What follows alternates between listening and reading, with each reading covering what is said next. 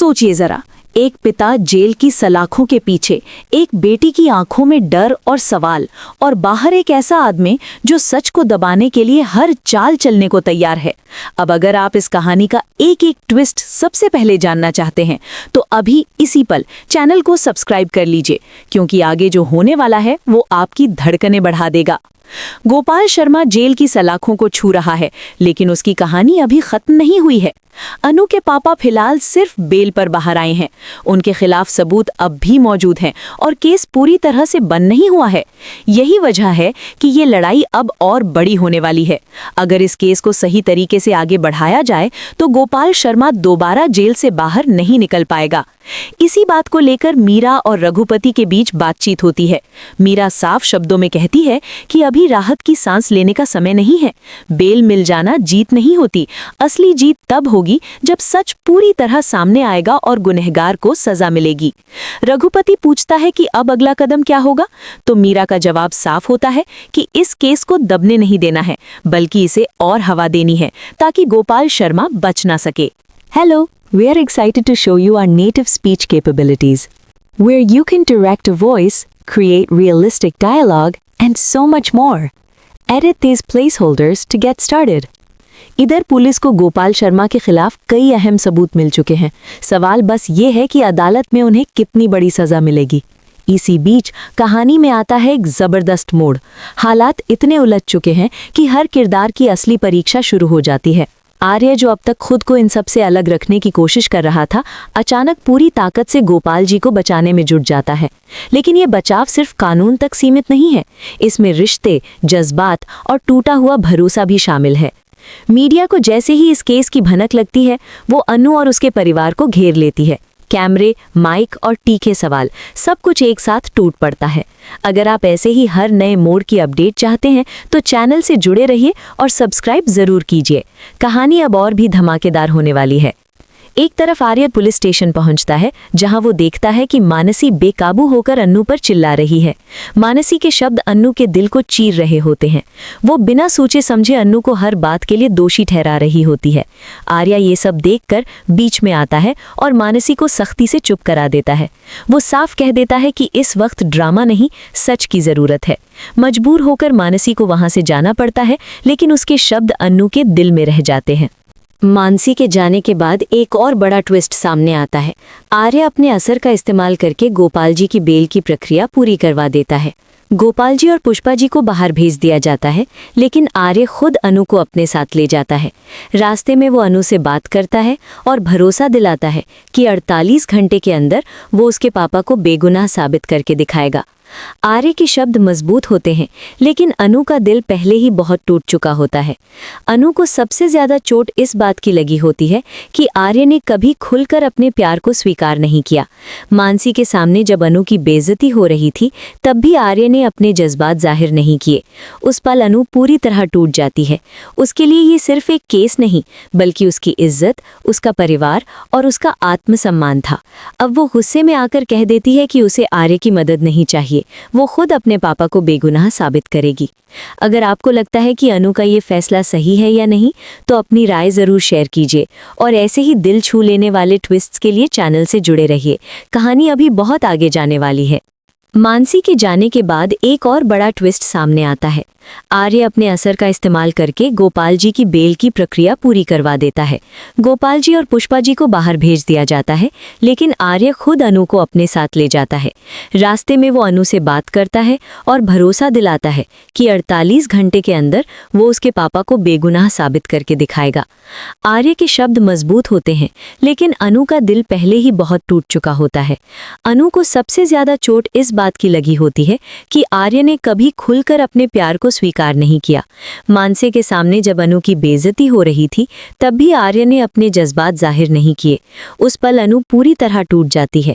उसके लिए ये सिर्फ एक केस नहीं, बल्कि उसकी इज्जत, उसका परिवार और उसका आत्मसम्मान था। अब वो गुस्से में आकर कह देती है कि उसे आर्य की मदद नहीं चाहिए, वो खुद अपने पापा को बेगुनाह साबित करेगी। अगर आपको लगता है कि अनु का ये फैसला सही है या नहीं, तो अपनी राय जरूर शेयर कीजिए और ऐसे ही दिल छू लेने वाले ट्विस्ट्स के लिए चैनल से जुड़े रहिए। कहानी अभी बहुत आगे जाने वाली है। Hello, We're excited to show you our native speech capabilities. अनु के इनकार के बाद मीरा रघुपति को फोन करती हैं। वो साफ कहती हैं कि अब और देर नहीं करनी चाहिए।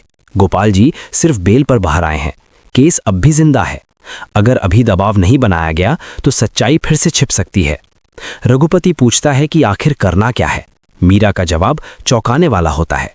वो कहती है कि मीडिया को उनके घर भेजा जाए ताकि सवाल उठें और मामला ठंडा ना पड़े। जैसे ही मीडिया अनु के घर पहुंचती है, माहौल पूरी तरह बदल जाता है। कैमरे ऑन होते हैं और सवालों की बौछार शुरू हो जाती है। कोई पूछता है कि तुम्हारे पापा को सजा कब मिलेगी। कोई ये जानना चाहता है कि उन्होंने एक बुजुर्ग महिला के साथ ऐसा कैसे किया। सवालों के तीर सीधे अनु के दिल में चुभते हैं। वो पहले ही बहुत डरी हुई होती है और अब ये सब उसे अंदर से तोड़ देता है। अनु की आंखों में आंसू होते हैं, हाथ कांप रहे होते हैं और आवाज लड़खड़ा रही होती है। वो समझ नहीं पा रही कि इतने सारे आरोपों के बीच खुद को कैसे संभाले।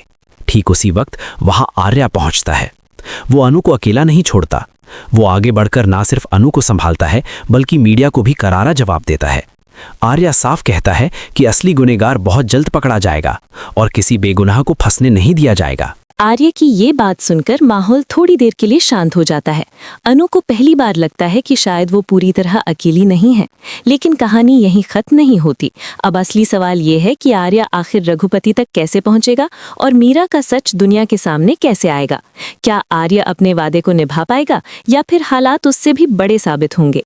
अगर आप जानना चाहते हैं कि आगे क्या होगा, आर्य किस चाल से असली गुनहगार को पकड़ेगा और मीरा का सच कब सामने आएगा, तो जुड़े रहिए हमारे साथ। वीडियो को लाइक कीजिए, अपनी राय कमेंट में लिखिए और चैनल को सब्सक्राइब करना बिल्कुल ना भूलें, क्योंकि आगे की कहानी और भी ज्यादा रोमांचक होने वाली है।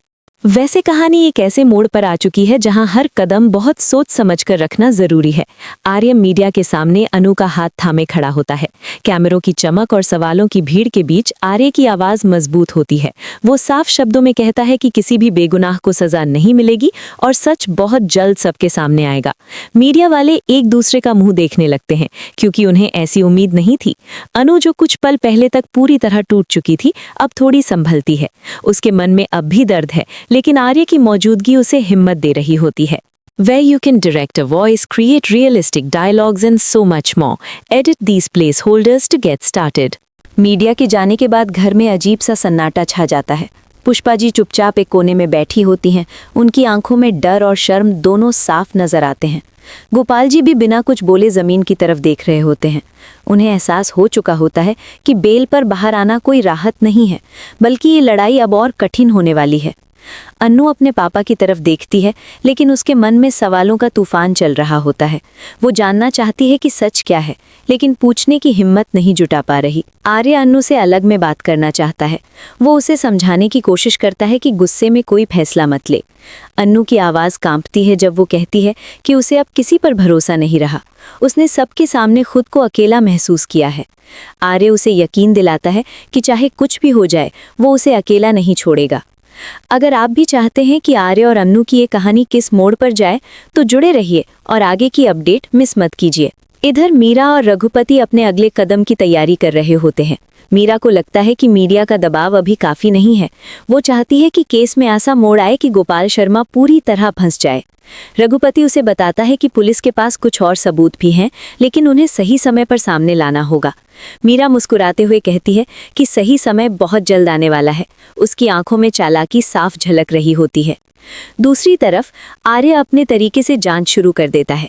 वो पुराने केस फाइल्स खंगालता है, गवाहों से मिलता है और हर उस कड़ी को जोड़ने की कोशिश करता है जो अब तक नज़रअंदाज हुई थी।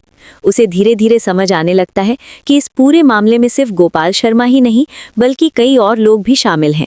आर्य को शक होता है कि रघुपति की भूमिका सिर्फ एक मददगार की नहीं है, बल्कि वो खुद भी इस खेल का हिस्सा है।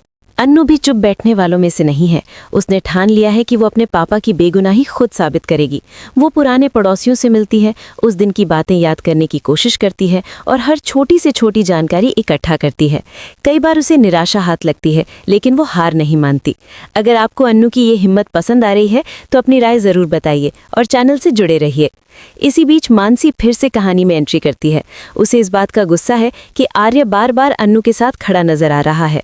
मानसी आर्य से सवाल करती है कि आखिर वो क्यों अन्नू की इतनी परवाह कर रहा है।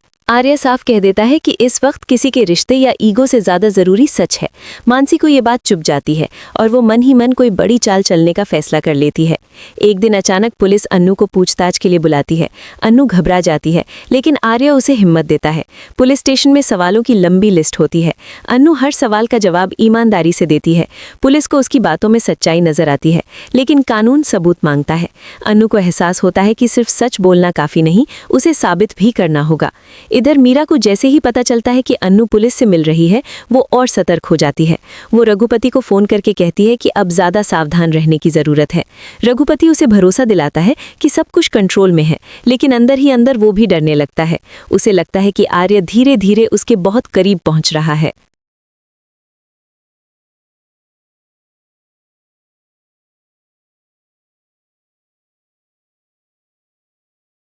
मीडिया के जाने के बाद घर में अजीब सा सन्नाटा छा जाता है।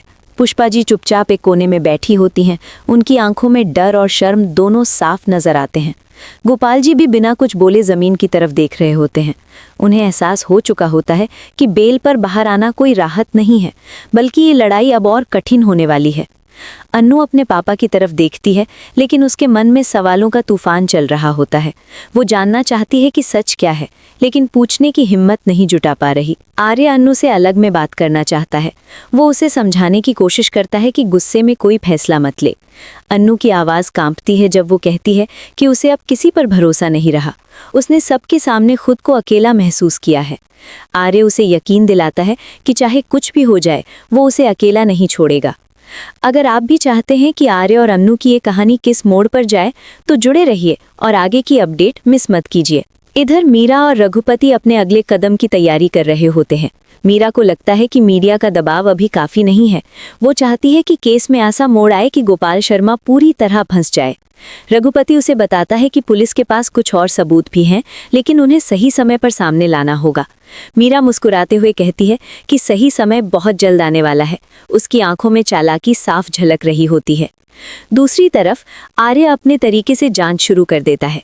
वो पुराने केस फाइल्स खंगालता है, गवाहों से मिलता है और हर उस कड़ी को जोड़ने की कोशिश करता है जो अब तक नज़रअंदाज हुई थी। उसे धीरे धीरे समझ आने लगता है कि इस पूरे मामले में सिर्फ गोपाल शर्मा ही नहीं, बल्कि कई और लोग भी शामिल हैं। आर्य को शक होता है कि रघुपति की भूमिका सिर्फ एक मददगार की नहीं है, बल्कि वो खुद भी इस खेल का हिस्सा है। अन्नू भी चुप बैठने वालों में से नहीं है। उसने ठान लिया है कि वो अपने पापा की बेगुनाही खुद साबित करेगी। वो पुराने पड़ोसियों से मिलती है, उस दिन की बातें याद करने की कोशिश करती है और हर छोटी से छोटी जानकारी इकट्ठा करती है। कई बार उसे निराशा हाथ लगती है, लेकिन वो हार नहीं मानती। अगर आपको अन्नू की ये हिम्मत पसंद आ रही है तो अपनी राय ज़रूर बताइए और चैनल से जुड़े रहिए। इसी बीच मानसी फिर से कहानी में एंट्री करती है। उसे इस बात का गुस्सा है कि आर्य बार बार अन्नू के साथ खड़ा नजर आ रहा है। मानसी आर्य से सवाल करती है कि आखिर वो क्यों अन्नू की इतनी परवाह कर रहा है। आर्य साफ कह देता है कि इस वक्त किसी के रिश्ते या ईगो से ज्यादा जरूरी सच है। मानसी को ये बात चुभ जाती है और वो मन ही मन कोई बड़ी चाल चलने का फैसला कर लेती है। एक दिन अचानक पुलिस अन्नू को पूछताछ के लिए बुलाती है। अन्नू घबरा जाती है, लेकिन आर्य उसे हिम्मत देता है। पुलिस स्टेशन में सवालों की लंबी लिस्ट होती है। अन्नू हर सवाल का जवाब ईमानदारी से देती है। पुलिस को उसकी बातों में सच्चाई नजर आती है, लेकिन कानून सबूत मांगता है। अन्नू को एहसास होता है कि सिर्फ सच बोलना काफी नहीं, उसे साबित भी करना होगा। इधर मीरा को जैसे ही पता चलता है कि अन्नू पुलिस से मिल रही है, वो और सतर्क हो जाती है। वो रघुपति को फोन करके कहती है कि अब ज्यादा सावधान रहने की जरूरत है। रघुपति उसे भरोसा दिलाता है कि सब कुछ कंट्रोल में है, लेकिन अंदर ही अंदर वो भी डरने लगता है। उसे लगता है कि आर्य धीरे धीरे उसके बहुत करीब पहुंच रहा है।